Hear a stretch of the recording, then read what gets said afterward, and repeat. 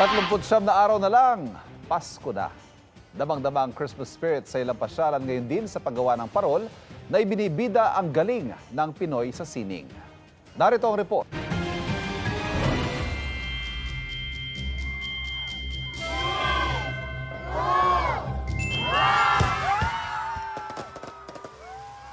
Buhay na ang diwa ng Pasko sa San Jose Nueva Ecija sa pagpapailaw ng giant Christmas tree. Highlight din ang life-sized Belen at iba't ibang hugis ng pailaw na perfect background para sa holiday photos. Super ganda. Masaya mga bata.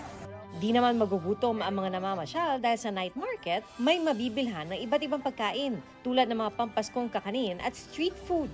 May free movie pa na perfect pang pamilya o barkada bonding.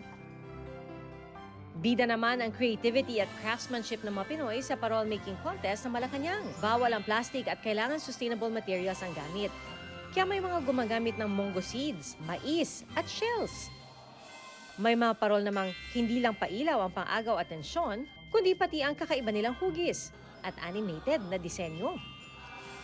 Idinisenyo ang mga parol alinsunod sa temang Ilaw ng Bayan, Parol ng Pag-asa at Pagkakaisa.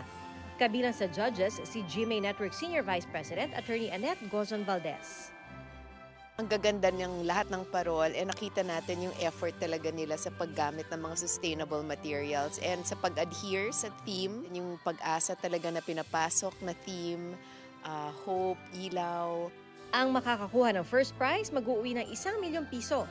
Lahat naman ng entry ay ipapalamuti sa Christmas tree ng palasyo. Ia-anunsyo ang winners sa Malacanang Christmas tree lighting ceremony.